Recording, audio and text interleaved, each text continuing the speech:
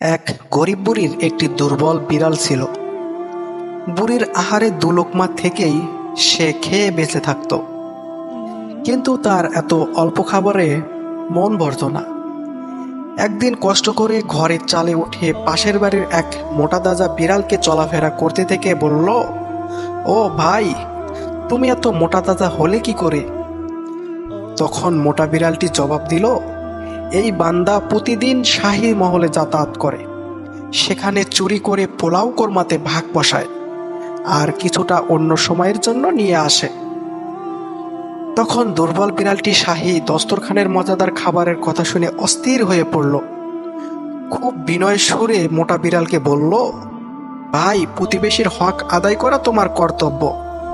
তুমি নিজে প্রত্যেক দিন শাহী দস্তরখানের স্বাদ লুটবে আর আমি কিছুই পাবো না? এ কি ইনসাফের কথা হয়?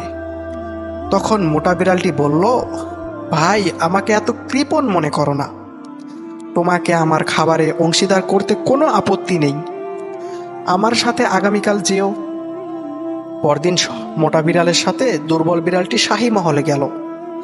ওদিকে এরই মধ্যে দস্তরখানের আশেপাশে বিড়ালের ভিড় বেড়ে যাওয়ায় বাদশাহ তীরন্দাজ নিযুক্ত করে বিড়াল আসা মাত্রই তীর ছুঁড়ে মারার নির্দেশ দিলেন। দুর্বল বিড়ালটি যখন শাহী মহলের কাছে আসলো এবং রাজকীয় খাবারের ঘ্রাণ পেয়ে জিভ বের করলো, অমনি রক্ষীরা তাকে তীর মেরে জীবনলীলা সাঙ্গ করে দিল এবং বিড়াল মরে গেল।